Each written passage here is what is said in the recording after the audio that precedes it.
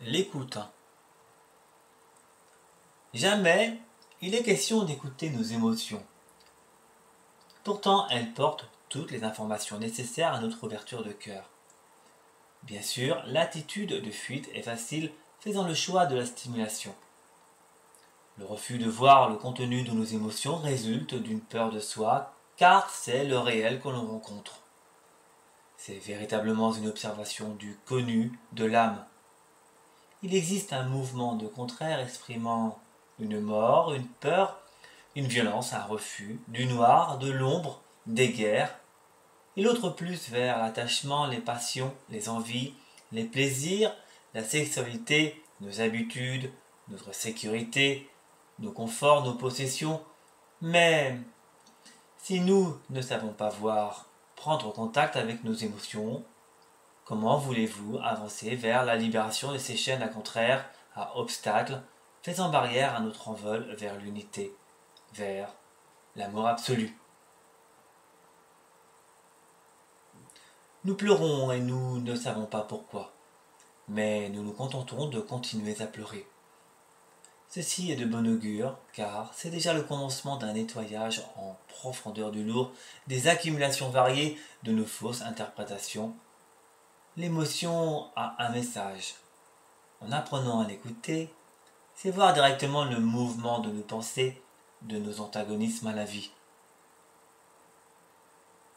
Nous espérons puis nous désespérons sans cesse, continuellement, sans fin, sans une réelle prise de conscience, car nous manquons à notre devoir d'observation sur la douleur, le chagrin.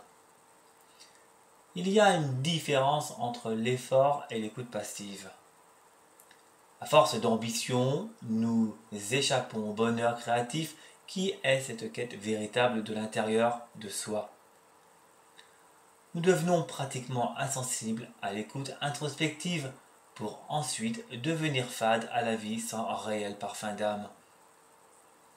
La morosité s'installe, la dépression, car nous n'avons pas pris le temps de nous aimer, de voir ce qui occulte notre connexion avec l'invisible, mais aussi vers la globalité. Doucement, nous culpabilisons pour un débranchement à l'instant, l'unique présent, nous donnant de la joie. Évidemment, l'émotion est une déformation claire de la joie à cause de nos interprétations. Nous sommes ainsi médiocres à la vie à force de morosité, d'envie de continuité, d'expérience à renouveler et de contrôler la vie par des demandes, des manques de besoins et d'utilisation. Nous n'avons plus d'attention à regarder le papillon, les enfants s'amusant ou chahutant. À cause de nos préoccupations et du refus de mourir de nos ambitions, nous nous séparons de l'émotion.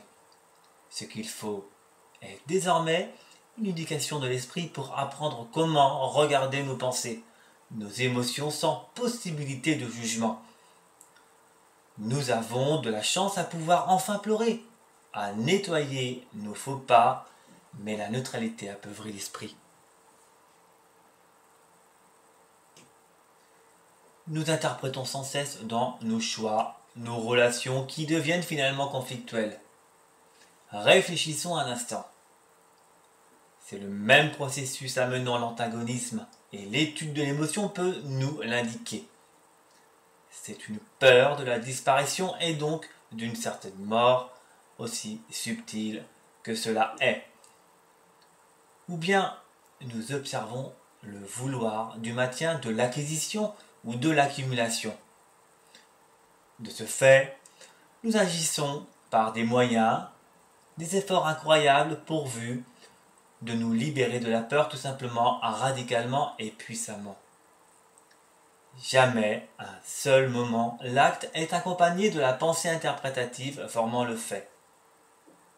Notre belle mission est de prendre conscience nouvellement de tout ce mouvement de création, mettant une contradiction entre l'impondérable et les mythes.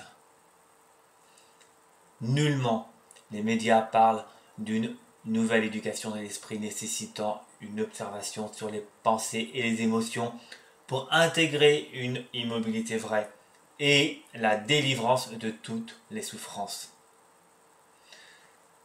Il en va de notre propre quête intérieure par un mécontentement. S'il est toujours question de l'intermédiaire de la pensée, la même loi est appliquée pour les attachements et les peurs concernant la mort ou la dissolution du faux par la douleur. Il convient ainsi d'alléger nos souffrances par l'attitude de non-résistance et de passivité tant au jugement et à l'interprétation. Évidemment, c'est une action complète qui traque la pensée usurpatrice. Toutes les croyances, quelles que soient, emprisonnent l'esprit entraînant les guerres inévitablement. C'est a priori le même fonctionnement de convoiter des possessions immobilières, sauf qu'ici, nous maintenons des créations mentales. Il en va ainsi tout un processus pour la venue de l'ambition et un devenir. Il y a ainsi un entretien régulier de la continuité des plaisirs ou des stimulations à la vie et nous devenons finalement médiocres.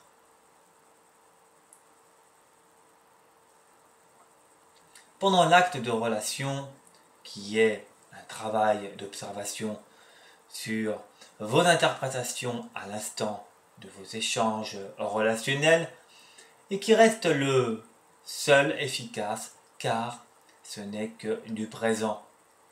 Vous assimilez de l'esprit pour un nouveau fonctionnement qui est un contact direct en toutes les choses. Nous dormons tout bonnement en étant inconscients au réel à cause des cultes les plus divers. Nous souffrons car nous créons de la séparation à cause de nos créations mentales. Nous nous y attachons pour une immobilité fausse et morte. Ce qui est lourd doit passer par une désagrégation inévitablement. Mais nous pouvons contrecarrer cette douleur par de l'attention menant à une lucidité passive et de faire le choix d'abandon consciemment. Après une réflexion, nous comprenons que la souffrance est liée uniquement à une conscience endormie et que la douleur est du règne de l'inconscience. Alors, devenons ainsi conscients du mouvement des contraires signifiant l'attachement et la douleur. Il y a un juste milieu ressemblant à une claire lucidité passive et c'est vraiment un fonctionnement nouveau. Nous comprenons enfin que le tissu relationnel dépend de notre passé, de notre mémoire. Or, nous savons que ce qui constitue la vivacité du souvenir dépend du degré du sentiment. S'il a été fort, la mémoire cellulaire émettra un stimuli au cerveau ancien pour le renouvellement de l'expérience. Ainsi, nous démarchons de façon continue l'espoir et le désespoir, provoquant la finalité qu'est le chagrin. Il y a plus de colère si notre conscience se situe véritablement au centre de tout ce mouvement lucidement. Que cela soit invisible ou visible à nos sens, le phénomène reste le même entre le contentement et le mécontentement. Sans l'observation du mouvement impétueux de la pensée, il nous est impossible d'être tout, simplement. Vous comprenez la nuance ? Ce n'est pas une neutralité faisant appel à une insensibilité de cœur, mais réellement un centre au niveau de la conscience intemporelle, implicite et impondérable. À cause du manque, nous convoitons l'autorité, résonnant sans cesse entre le souvenir et le devenir. De ce fait, même l'instant présent est un devenir. Une société mise l'évolution de la technologie pour la servitude et est, par conséquent, dans l'abnégation de soi, préférant la contradiction, le mythe et l'amour-propre.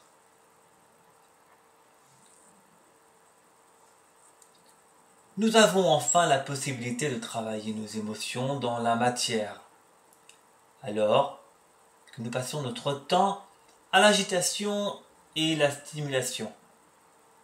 Regardez par exemple toutes les distractions à la télévision ou encore l'écoute de musique hypnotique. Tout ceci est une véritable stagnation due au travail, au non-travail de soi. Rendez-vous compte qu'un trépassé a plus de mal à saisir le sens de ses émotions puisqu'il y a une immobilité de celle-ci.